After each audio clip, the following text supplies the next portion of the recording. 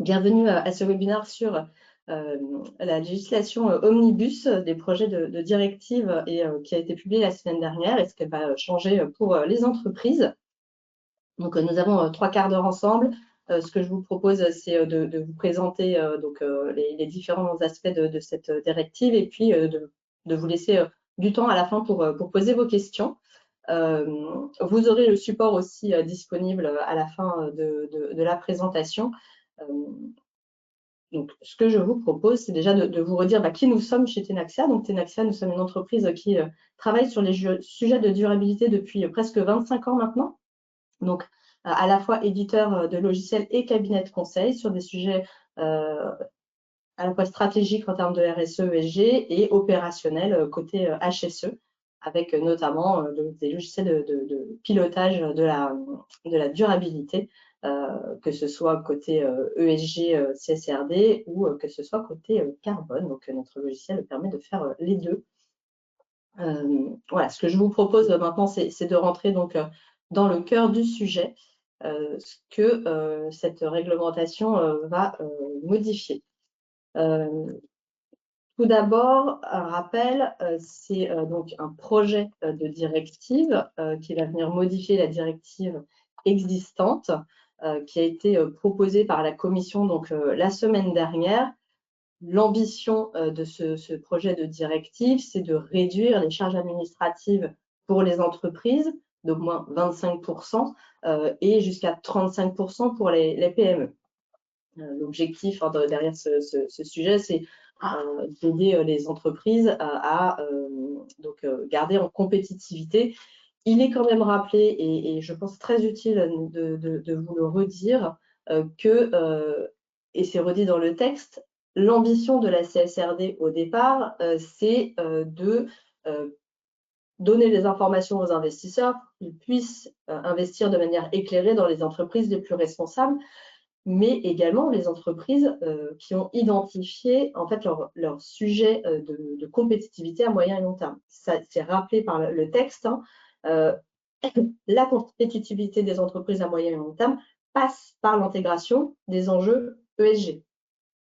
Ça, c'est vraiment un point qui est très important de retenir et on va le voir, ce ne sera pas parce que en fait, la CSRD pour certaines entreprises ne sera plus obligatoire que le sujet RSE et le sujet ESG n'est pas à poursuivre, bien au contraire. L'objectif, c'est de continuer sur cette voie. Petit rappel aussi sur le changement climatique, je pense que vous l'entendez régulièrement, le coût de l'inaction sera bien supérieur au coût de l'action. Donc, autant se mettre en ordre de marche dès maintenant, ça garantit aussi la compétitivité sur le long terme. Alors maintenant, qu'est-ce que ça change, cette directive? L'objectif de la CSRD, déjà le premier rappel, c'est donc de mettre à disposition des informations homogènes, comparables et fiables aux investisseurs et financeurs pour qu'ils puissent prendre une décision d'investissement éclairée. Elle s'articule avec la réglementation taxonomie, SFDR et Pillar 3, entre autres. L'objectif était vraiment d'avoir tout un arsenal réglementaire pour justement inciter fortement les investisseurs à investir dans des entreprises plus responsables. Il rappelle également l'obligation réglementaire est une obligation de transparence. Ça veut dire quoi? Ça veut dire communiquer des informations et notamment sur le côté prospectif. Donc, avant, c'était un côté reporting, où est-ce que j'en suis? La CSRD, justement, demandait aux entreprises aussi de publier où est-ce que je vais et comment j'y vais.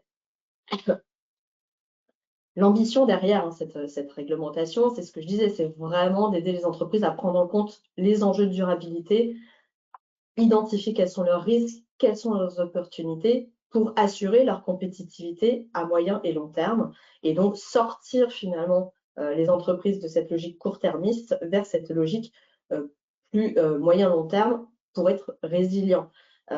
C'est là où justement il faut que les entreprises comprennent que cette ambition, il faut la garder même si elles ne sont plus soumises demain à la CSRD.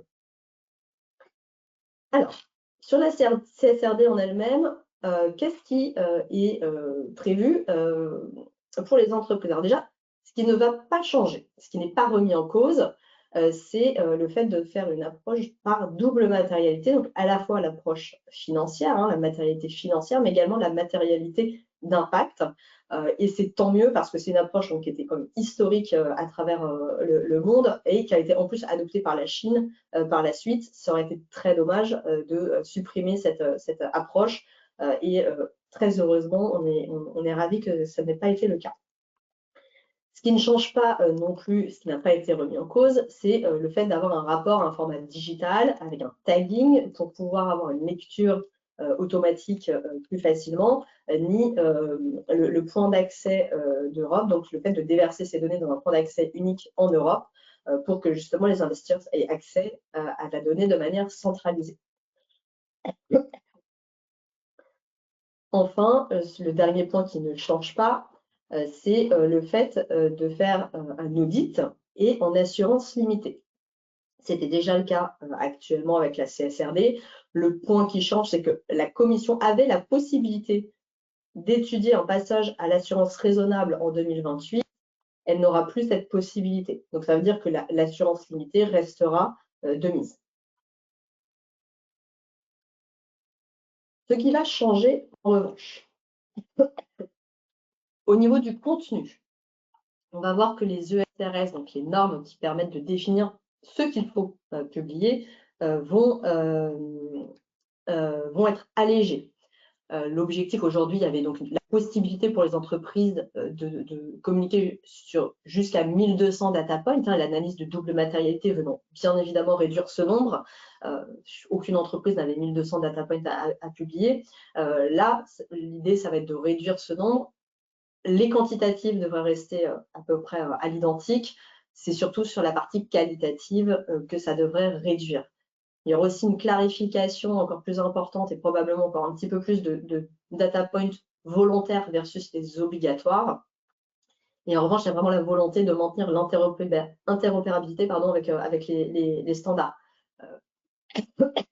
Donc, notamment, comme on l'a dit au début, l'objectif, hein, c'est de fournir de l'information aux investisseurs qui ont eux-mêmes leur propre réglementation type SFDR.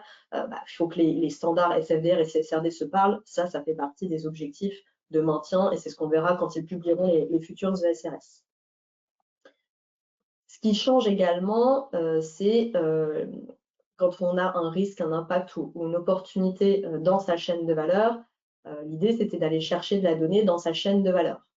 Là, ce qui va être restreint, on va dire, c'est le périmètre des informations possibles à collecter. C'est-à-dire que si vous avez des sujets dans votre chaîne de valeur qui touchent des entreprises de moins de 1000 salariés, alors les informations que vous pourrez collecter auprès de ces entreprises devra être basées uniquement sur le futur référentiel volontaire qui va être publié en acte délégué par la Commission européenne, qui est basé sur le VSMI. VSMI, c'est le référentiel actuel qui a été validé, qui est le référentiel volontaire pour les PME. Ils vont travailler sur un format sur cette base pour toutes les entreprises et pas uniquement que les PME. Et donc, quand vous allez avoir de la donnée à aller chercher auprès d'entreprises de votre chaîne de valeur, il faudra se limiter à ce référentiel. On le verra aussi par la suite. C'est le cas dans le cadre du devoir de vigilance.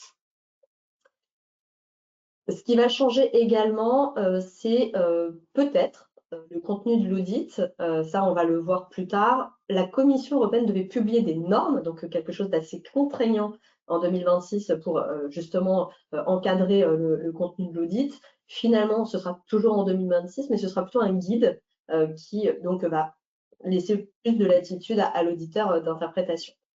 Donc, on verra si ça aura un impact sur l'audit ou non.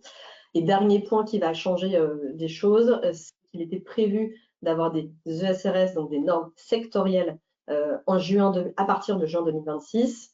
Cette partie sectorielle va être supprimée. L'objectif de ces normes sectorielles, c'était aussi d'aligner les entreprises en disant, vous êtes dans tel secteur, les sujets qui sont les plus matériels pour vous, c'est ceux-là. On vous demande d'aller creuser un petit peu plus d'informations sur ces points-là. Donc, ça augmentait le nombre de data points. Là, l'objectif, comme c'est un allègement, c'est de ne pas avoir de data points supplémentaires.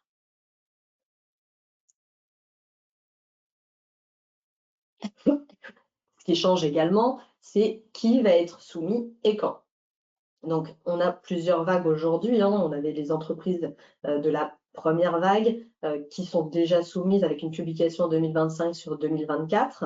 Là, on va avoir deux cas. On va avoir les cas des entreprises qui sont de moins de salariés, moins de 1000 salariés, avec une fin des exigences de publication probablement à confirmer quand les textes seront parus et transposés. Et les plus de 1000 salariés, par contre, vont garder avec 50 millions de chiffre d'affaires ou 25 millions de total de bilan, vont garder l'obligation réglementaire. Donc ça, c'est important. Les entreprises de la première vague, ça veut dire que de toute façon, encore l'obligation cette année, elles sont en train de publier, donc il n'y a pas de souci. L'année prochaine, les textes seront parus, mais probablement pas, et pas transposés, donc elles auront encore l'obligation. En revanche, peut-être que l'exercice d'encore après la transposition dans les droits nationaux, peut-être qu'elles ne seront plus soumises, celles-là. Donc ça, c'est un gros changement. Certaines entreprises étant soumises depuis en France à la loi NRE, ça risque de faire un peu de remise en question. En revanche, ce qui change aussi, donc, c'est les entreprises de la deuxième vague, donc qui devaient publier en 2026 sur 2025, puis troisième vague, donc les PME cotées.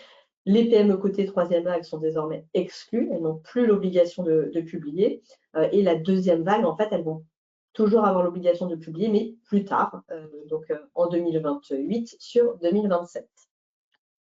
J'ai une petite question qu'on va peut-être prendre maintenant parce que c'est sur la fin de l'exigence de publication. Est-ce que c'est une fin d'exigence de reporting ou de publication, pour préciser? Alors, la réglementation encadre la publication. Après, si vous voulez continuer à reporter, à collecter de l'information, à faire votre propre approche volontaire, vous n'avez pas l'obligation, mais bien évidemment, je conseille très très fortement de continuer à le faire et surtout d'attendre là pour les moins de 1000 salariés de la première vague, vraiment bien attendre les transpositions dans le droit national pour avoir les informations au plus juste. Continuez en attendant comme vous le faites. Vous aurez peut-être les ESRS allégés un petit peu plus tard qui vont arriver, donc ils vont peut-être vous permettre d'alléger le reporting et le nombre de data points à publier, mais vous allez devoir continuer à publier. En revanche, voilà, la CSRD, c'est une obligation de publication. Vous allez de toute façon avoir toujours les demandes, ça on le voit, des investisseurs, des salariés, des parties prenantes. Donc, dans aucun cas, je ne vous conseillerais d'arrêter le process. Continuez de toute façon à mettre en œuvre. Voilà, je pense que j'espère avoir répondu à la question. Effectivement, c'est la partie, je pense, qui a suscité beaucoup de questions là. Donc, une petite précision, les entreprises de plus de 500 ne seraient plus soumises à reporting. Donc, ça veut dire qu'on oublie un peu la DPEF, la NFRD. A priori, effectivement, c'est le cas. A priori, c'est le cas. Je pense qu'il y aura sûrement une clarification qui seront faites. Ce qu'il faut avoir bien en tête, c'est qu'en fait, aujourd'hui, la France était beaucoup plus exigeante et beaucoup plus inclusive en termes d'entreprise que la NFRD. La NFRD, en fait, au niveau européen, demandait les entreprises d'intérêt public. La France l'avait traduit différemment du fait de son historique avec l'article 225 et encore avant la loi NRE, et donc avait mis des seuils beaucoup plus bas. Là, la question donc qu'il va y avoir, c'est justement pour ces entreprises où c'est un cas vraiment franco-français pour le coup, qu'est-ce qui va se passer? Donc potentiellement, effectivement, ces entreprises entre 500 et 1000 salariés pourraient ne plus avoir à publier. La notion d'entreprise d'intérêt public est une notion qui est complètement supprimée de cette nouvelle mouture de la directive proposée par la Commission européenne. En France, on avait traduit entreprises d'intérêt public, les entreprises cotées, les banques, les assurances, un certain nombre d'acteurs. Cette notion n'existe plus. Donc potentiellement, effectivement, c'est les entreprises qui étaient d'intérêt public en France entre 500 et 1000 salariés ne seraient plus soumises. Donc, mais là encore, pour le coup, la réglementation à date s'applique toujours tant que le nouveau texte n'est pas transposé dans le droit national. Donc, on va le voir après sur le calendrier. Cette année, de toute façon, vous avez publié ou quasiment publié, j'imagine, pour la plupart, en tout cas celle qui clôture au 31 décembre. L'année prochaine, les textes ne seront pas publiés, publiés, mais pas transposés. Donc, ce sera peut-être pour l'année d'après. Donc, pour l'instant, voilà, continuez votre exercice, ne remettez pas en cause surtout votre exercice. Continuez sur votre lancée. Peut-être une dernière question. Alors, je probablement qu'on répondra si on ne peut pas tout traiter a posteriori aux différentes questions puisqu'on les a. Il y a une question sur les filiales. Est-ce qu'elles sont dans la chaîne de valeur et est-ce qu'il faut du coup les inclure dans l'obligation de reporter, de publier, pardon. Alors, le mode de fonctionnement, en revanche, de qui doit publier continue. C'est-à-dire qu'effectivement, j'ai écrit entreprise, j'aurais dû mettre entreprise et groupe. Les seuils deviennent les mêmes. Avant, on avait un écart entre les entreprises et les groupes. Maintenant, le seuil est le même. Qu'on soit une entreprise ou une maison mère, le seuil, c'est 1000 salariés. Et un des deux seuils financiers, 50 millions de CA et 25 millions de total de bilan. Donc ça, effectivement, on corrigera avant d'envoyer peut-être le support, c'est entreprise et groupe. Et idem hein, pour donc que ce soit la première, la deuxième vague, c'est la même chose. Voilà pour la précision. Et le dernier point, c'est donc les entreprises qui sont donc non européennes, qui voient aussi leur seuil légèrement modifié. Avant, c'était 150 millions de chiffre d'affaires réalisés en Europe. Désormais, c'est 1000 salariés et 450 millions d'euros de chiffre d'affaires en Europe. Et donc, avec une publication en 2029 sur 2028. Et je vous propose justement de passer au calendrier. Donc, le 26 février, la semaine dernière, la Commission européenne a proposé une nouvelle directive, la directive Omnibus, qui viendrait modifier donc, la directive CSRD, dans le cas qui nous concerne actuellement. En fait, on va être sur un processus dit de niveau 1, c'est-à-dire qu'en fait, on repasse tout le processus législatif. Ça veut dire quoi? Ça veut dire qu'on va repasser par le Parlement et le Conseil qui vont donc lire les textes, faire potentiellement des amendements ou les adopter directement. S'il y a des amendements qui sont faits, on va rentrer dans un trilogue entre le Parlement, le Conseil et la Commission pour se mettre d'accord sur un texte et adopter le texte. Il a été demandé d'adopter un process dit fast track, ça veut dire rapide, accéléré. Un process classique peut prendre 2 ans, 3 ans. Là, l'objectif qui est demandé, c'est que ça aille vite pour une adoption idéalement du texte à l'automne, pour une transposition donc, qui est prévue sous 1 an après adoption du texte. Donc, ça veut dire quoi? Ça veut dire une adoption automne, donc une transposition probablement automne 2026. L'objectif étant de faire ce qu'ils ont appelé un stop the clock, c'est-à-dire que pour les entreprises qui sont soumises à publication en 2026 sur 2025, l'idée, c'est vraiment qu'elles n'aient pas à faire l'exercice de 2026 sur 2025 pour finalement ne pas en faire l'année d'après. Sinon, en fait, ça ne sert à rien, le gros du boulot aurait été fait. Donc là, l'objectif, c'est vraiment d'avoir la visibilité très rapidement pour vraiment confirmer les seuils, notamment, et ce qui devrait être mis en place, c'est quand. L'autre point qui est un petit peu différent, c'est les ESRS. Les ESRS, ce n'est pas une directive, donc ce n'est pas un texte qui doit être transposé, c'est un acte délégué. Un acte délégué, c'est quelque chose donc, qui, à partir du moment où il est adopté, qui s'applique directement. Là, l'ambition, c'est que les ESRS soient mis à jour au plus tard 6 mois après l'adoption de la directive.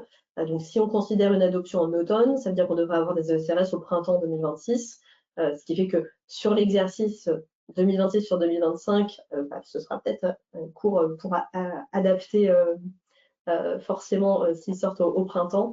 Donc là aussi, voilà, restons attentifs et surveillons quand est-ce que ces textes seront sortis. Et ce qui va sortir aussi, donc là, en revanche, il n'y a pas de calendrier précisé, mais j'imagine que ce sera probablement en même temps que les ESRS, la VSME étant un ESRS adapté aux PME, donc qui sera la norme volontaire pour les entreprises et qui sera aussi en acte délégué. Donc on imagine aussi que celui-là sera adopté voilà, sur fin de l'année, printemps 2026, pour une mise en application immédiate. Plusieurs personnes nous demandent de revenir sur le principe du stop the clock, pour bien comprendre. Le principe du stop the clock, effectivement, en fait, là, ce qui est en train de se passer, c'est qu'en théorie, tant que la nouvelle directive, enfin, tant que les directives ne sont pas modifiées et par transposition dans le droit national, c'est la réglementation précédente qui s'applique. C'est-à-dire que la CSRD, telle qu'elle est conçue aujourd'hui avec les ESRS d'aujourd'hui, s'applique tant que le texte n'est pas transposé dans le droit national. Or, on le voit dans le calendrier, transposition dans le droit national, c'est pas sous 1 an et demi, probablement, le temps qu'il y ait tout le travail qui soit fait. Alors, c'est au plus tard, hein, la transposition, sous 1 an. Mais ça veut dire qu'en fait, si on attend 1 an et demi, bah, les entreprises qui sont soumises en 2026 sur l'exercice 2025, elles doivent publier selon la réglementation actuelle. Là, l'objectif de l'Europe, c'est de dire, bah, non, on ne va pas leur dire, bah, vous avez la réglementation actuelle, donc vous devez continuer à publier, enfin, vous allez devoir publier en 2026 sur 2025, et finalement, vous allez apprendre en 2026 que vous êtes plus soumis par la suite. Donc là, vous aurez fait un exercice, finalement, bah, qui sera plus obligatoire par la suite.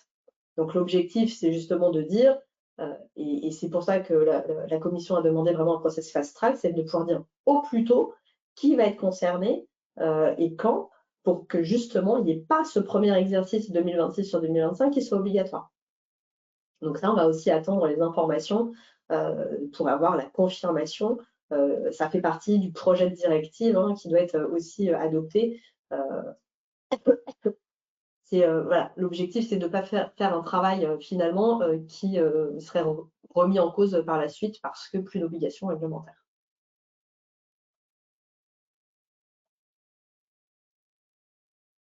Alors, je vous propose de passer maintenant aux impacts sur la taxonomie, la directive ayant eu des impacts sur différentes réglementations. Rappel hein, concernant la taxonomie également, l'objectif, ça reste de mettre à disposition, donc comme la CSRD, hein, des informations qui soient homogènes et comparables aux investisseurs et financeurs pour qu'ils puissent prendre une décision éclairée.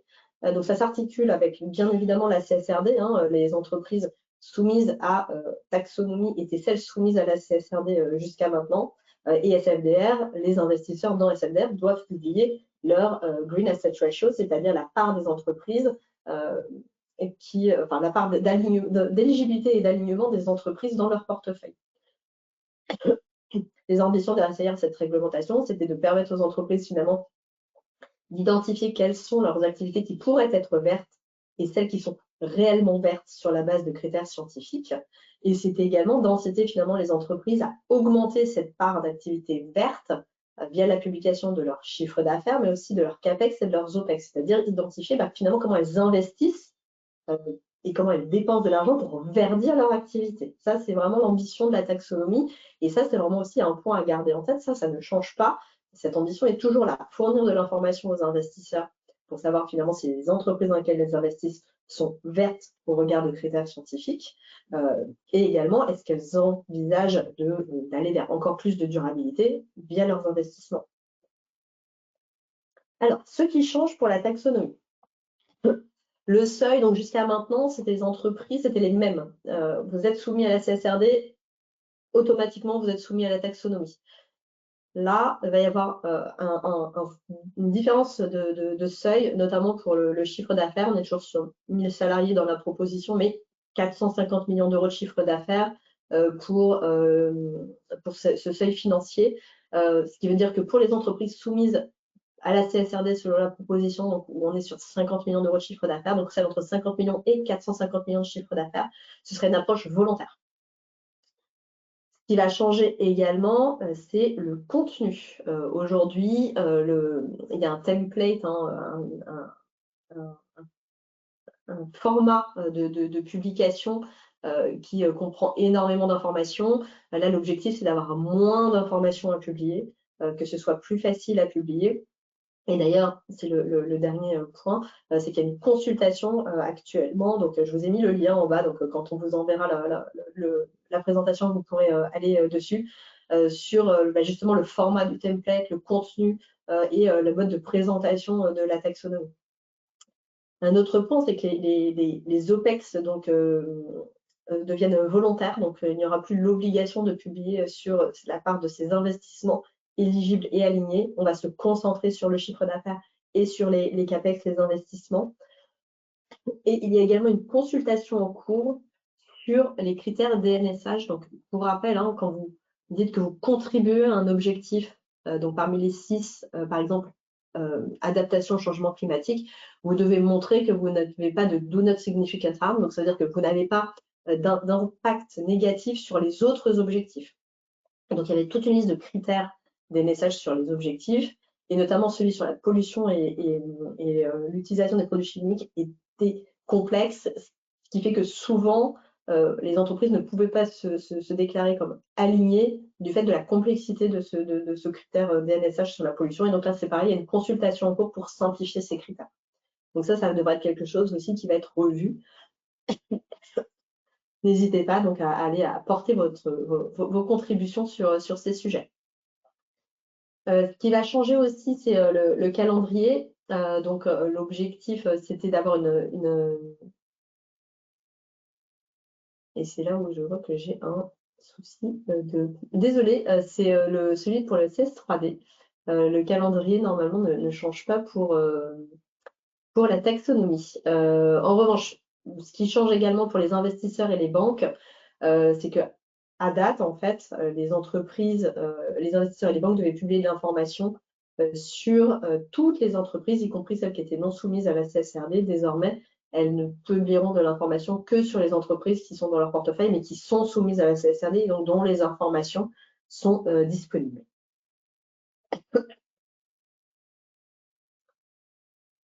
Voilà pour la taxonomie. Et donc, je vous propose de passer à la CS3D, donc la directive sur le devoir de vigilance, qui est aussi impactée par le projet de directive. Un rappel encore une fois des objectifs de cette directive sur le devoir de vigilance, c'est que les entreprises prennent en compte et publient la manière dont elles gèrent leurs impacts négatifs directs et du fait de leur chaîne de valeur sur l'environnement et la société. Et donc là, on était sur une obligation finalement de devoir de vigilance, donc une obligation d'action avec la cartographie des risques, l'évaluation des fournisseurs, la mise en place d'actions, l'évaluation du dispositif et du fonctionnement du dispositif et un mécanisme d'alerte à disposition justement des travailleurs de la chaîne de valeur, entre autres. Les ambitions derrière cette réglementation, et ça qui ne change pas, c'est vraiment de faire que les impacts négatifs qui ne sont pas toujours maîtrisés par les entreprises parce qu'elles sont du fait de leur filiale, de leur chaîne de valeur, finalement soient mieux maîtrisés parce que le donneur d'ordre a une responsabilité. Ça, l'objectif reste là. Et c'était aussi donc de pouvoir proposer un recours en justice en cas de grave atteinte à l'environnement ou à la société, pour que les parties prenantes affectées puissent être indemnisées. Et ça, de la même manière, ces ambitions donc, restent inchangées. En revanche, ce qui va changer, c'est le seuil. Donc là, on voit un alignement avec le seuil taxonomie. Donc on est sur les entreprises de plus de 1000 salariés et 450 millions d'euros de chiffre d'affaires. Pour les autres, si elles souhaitent, elles pourront aussi bien évidemment avoir une approche volontaire.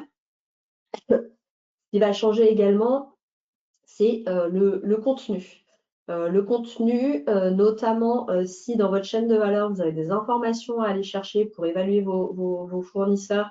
En fait, si ils sont moins de 500 salariés, alors vous devrez utiliser le référentiel VSMI, donc qui va être le futur référentiel basé sur le VSMI, et vous limitez à ces informations, sauf si le sujet en question ne fait pas partie des informations VSMI. Là, vous pourrez élargir les informations éventuellement demandées. Ce qui change également, c'est les parties prenantes. Il est demandé dans la réglementation d'engager et de construire un dialogue avec ces parties prenantes, et notamment pour mettre en place les travaux.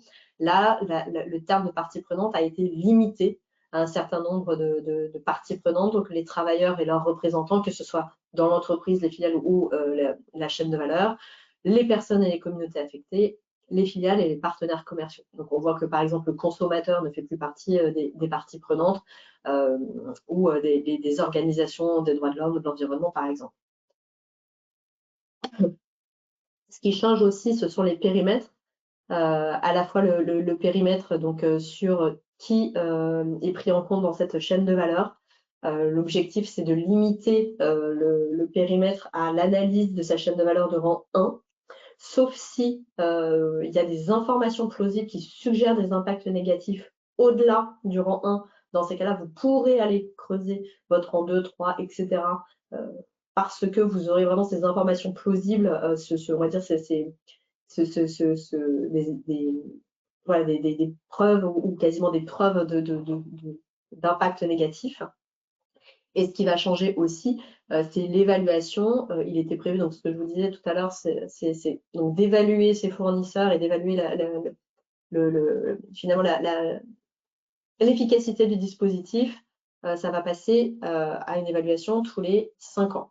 Un autre point que je n'ai pas mentionné, mais qu'on rajoutera aussi, c'est que vous avez toujours l'obligation d'avoir un plan de transition. En revanche, la mise en œuvre du plan de transition ne sera plus obligatoire.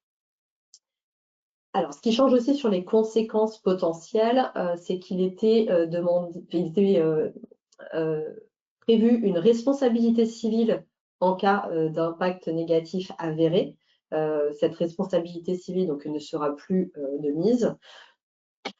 Il était prévu aussi, et donc là c'est pareil, on attendait la manière dont les pays allaient transposer, mais une pénalité pouvant aller jusqu'à 5% du chiffre d'affaires. Cette pénalité donc liée au chiffre d'affaires n'est plus proposée dans la directive Omnibus. Et enfin, il était également dit qu'en dernier recours, si vraiment les impacts sont négatifs, sont avérés et que l'entreprise de la chaîne de valeur ne remédie pas à ces impacts, vous pouvez aller jusqu'à la résiliation de la relation commerciale. Ce point-là également a été supprimé pour être plutôt sur une suspension temporaire de la relation commerciale. Deux petites questions. Les 1000 salariés, entreprise ou groupe, et repréciser le rapport entre VSMI et CS3D. D'accord. Alors, pour la première question, je revérifierai, donc on vous rapportera l'information, mais je pense que c'est entreprise et groupe, donc je pense qu'on est comme sur la CSRD, sur une approche commune, qu'on soit une entreprise ou un groupe, ce qui fait qu'effectivement, c'est pas tout à fait la même chose hein, pour la mise en place, mais c'est entreprise et groupe. Et le lien, en fait, si vous voulez, entre VSME et CSRD, donc la CSRD va dire, voilà, vous êtes une entreprise qui n'êtes pas soumise à la CSRD, mais vous voulez avoir une approche volontaire. Voilà les informations qu'on vous suggère de publier. Donc, il y a une liste à peu près d'une quarantaine d'informations.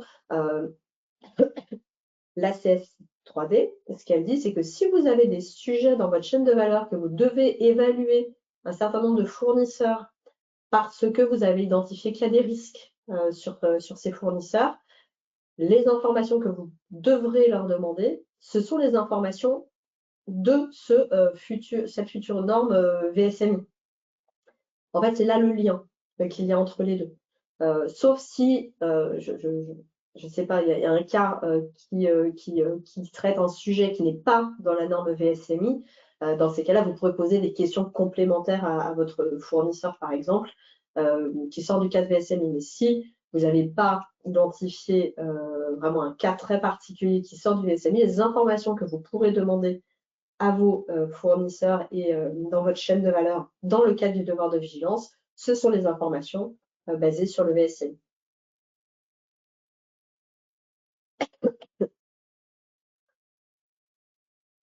Dernière étape, donc le calendrier pour l'ACS 3D. Donc sur la première partie, on est sur la même chose hein, que sur la CSRD. On a eu la proposition de la directive Omnibus. On va avoir une discussion hein, avec potentiellement trilogue entre le Parlement, le Conseil et la Commission s'ils ne sont pas d'accord pour une adoption par la Commission, donc probablement à l'automne, avec une transposition. Décalage, parce qu'au départ, la transposition de la CS3D devait être avant le juillet 2026. Là, du fait de ces changements, la transposition dans les droits nationaux est décalée d'un an, donc juillet 2027. Ce qui fait qu'avant, on avait plusieurs vagues, on avait 3 vagues pour les entreprises d'être soumises. Là, comme il y a un an supplémentaire, en fait, la vague 1 et la vague 2 sont refusionnées en une seule vague en juillet 2028. Ça veut dire qu'on va avoir en même temps, en juillet 2028, finalement, la première vague qui était 5000 salariés et chiffre d'affaires supérieur à 1,5 milliard et 3000 salariés supérieurs à 900 millions. Donc, en fait, finalement, toutes les entreprises de plus de 3000 salariés et chiffre d'affaires supérieur à 900 millions vont devoir publier en juillet 2028. Et des entreprises non européennes, ce sera quand elles ont, donc juillet 2028, avec un seuil supérieur à 1,5 milliard. Et donc, un an après, toutes les autres entreprises soumises, donc 1000 salariés, 450 millions d'euros de chiffre d'affaires. Donc ça c'était le même calendrier pour le reste des entreprises soumises.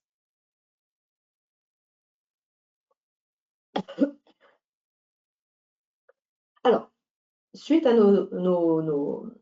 à ces annonces, nos recommandations.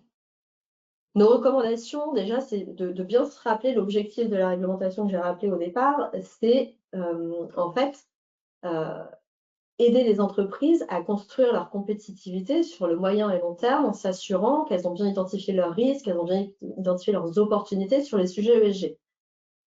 Donc, notre recommandation, c'est de poursuivre, d'initier cette démarche, en fait. C'est de surtout pas s'arrêter parce que la CSRD s'arrête. Ce n'est pas parce que la CSRD s'arrête pour certaines entreprises que la RSE s'arrête pour les entreprises. En plus, vous avez toujours un certain nombre de parties prenantes qui vont vous poser des questions, vos investisseurs, vos donneurs d'ordre, vous avez toujours vos talents internes qui vous challenge sur ces sujets. Donc là, la recommandation forte, c'est continuer si vous avez déjà commencé, ou commencer le travail. Ne vous arrêtez pas. L'autre point, c'est de veiller. Donc, restez attentif à toutes les annonces qu'il va y avoir. Le Parlement, ça va être intéressant de suivre la position du Parlement européen pour voir si justement, on va dire, ils sont dans les pattes de la proposition de la directive européenne ou s'ils durcissent par rapport à ce qu'a proposé la Commission en rabaissant les seuils, par exemple. Ça donnerait une bonne idée quand cette position va sortir finalement de la potentielle adoption plus tard. Suivez aussi les actes délégués, donc les ESRS. Les actes délégués, eux, ils vont être d'application plus rapide. Donc ça, c'est un point aussi important à suivre. Et anticiper tout ça, en fait. Anticiper, ça veut dire quoi? Ça veut dire continuer à sensibiliser, former en interne, impliquer la gouvernance. L'anticipation des risques à moyen et long terme, potentiellement changement de modèle d'affaires, il faut que la gouvernance soit complètement impliquée. Donc justement, profitez de ce temps si vous avez un délai supplémentaire, si vous êtes finalement soumis 2 ans plus tard, profitez-en pour bien impliquer votre gouvernance. Profitez-en pour mettre en place votre data management, en fait. Profitez-en pour justement prendre le temps de bien construire tous vos sujets. Et à minima, mettez en place la VSMI. Et nous, notre recommandation, c'est commencer vos plans de transition, commencer vos plans d'action. Là, ça veut dire que vous avez 2 ans pour commencer à tout construire pour celles qui sont soumises un peu plus tard. Et commencer à au-delà de mettre en place le reporting, mais à transitionner. Donc, n'hésitez pas, notamment, prenez le sujet du carbone. Le carbone, de toute façon, c'est un levier de compétitivité qui n'est pas un sujet de CSRD, qui n'est pas un sujet de reporting. Nous, on le voit, on a des clients, beaucoup de clients, ils n'ont pas du tout attendu les obligations réglementaires pour mettre en ordre de marche l'entreprise sur un plan de décarbonation. Donc, ils l'ont fait parce que vraiment, c'est un enjeu de compétitivité pour eux. Donc, vraiment, n'hésitez absolument pas à mettre en place et à commencer à initier ces sujets. Et le dernier point, justement, c'est prenez le meilleur de la CSRD, mettez de côté les éventuelles lourdeurs que la CSRD avait si vous n'y êtes pas soumis et développez votre stratégie RSE, mettez en œuvre votre stratégie RSE, focalisez-vous finalement plus sur l'action et les plans de décarbonation, les plans de transition que sur l'exercice de reporting. Bien évidemment, l'exercice de reporting est indispensable pour piloter, mais justement, passer du temps sur l'engagement en interne, l'engagement en externe, communiquer de manière volontaire, mettez en place votre stratégie RSE. Une stratégie RSE est plus engageante et plus parlante qu'un rapport CSRD. Donc vraiment, notre conseil, c'est allez-y, continuez ou commencez, parce que de toute façon, ce que vous faites aujourd'hui, ça vous servira pour la résilience de votre entreprise et pour changer votre modèle d'affaires. Voilà les messages que nous voulions faire passer. Ce n'est pas parce que la CSRD est pour certains plus de mise que la RSE doit être mise de côté. Au contraire, continuez. Et donc, Alors, on toujours a des questions. déjà débordé le Oui. temps et il n'y a jamais eu autant de questions. Alors, ce que je propose, c'est qu'on apportera, on prendra le temps d'apporter a posteriori des réponses précises à certaines questions qui étaient très précises. Ce qui est quand même revenu, VSMI, est-ce qu'il existe une version française? À date, non. À date, le VSMI est en anglais. Le tagging ESEF est-il mort? Non, non, non. Le tagging ESEF n'est pas du tout mort. Le tagging, la mention de tout ce qui est tagging, format XBRL, etc., etc., n'est pas du tout présent dans le projet de directive, ce qui veut dire que ce qui est déjà dans le texte actuel reste. En revanche, on peut imaginer que comme il y aura moins de data points, il y aura quand même beaucoup moins d'informations à taguer, mais il faudra toujours les taguer. Et peut-être une dernière question. Alors, le gros des questions portait vraiment sur les seuils. Est-ce que j'attends? Est-ce que je continue? Voilà, je crois que c'est vraiment ça la question qui ressort le plus. Donc Nous, peut-être. notre recommandation, effectivement, là-dessus, c'est continuer. De toute façon, en fait, tant qu'on n'a pas plus de visibilité, continuer. Après, si vous êtes à la limite des 1000, 900, 950, continuez selon vraiment le format actuel. Si vous êtes 200, peut-être qu'effectivement, allez-y, mais peut-être faites une option un peu plus allégée. Nous, c'est ce qu'on va conseiller à un certain nombre de nos clients.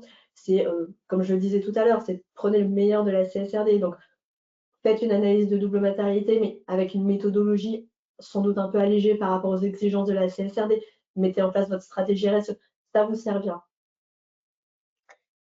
Voilà, je pense que c'est là-dessus qu'on va terminer et on apportera donc effectivement des réponses précises après coup. Probablement qu'on est à la disposition de tout le monde sur l'accompagnement. Exactement, exactement. On est à disposition. Bien évidemment, on continue à suivre pour vous les actualités et on vous mettra à disposition les informations dès qu'on a des informations qui sortent et avec plaisir pour répondre à des questions plus précises si nécessaire et vous accompagner si besoin. Merci, au revoir.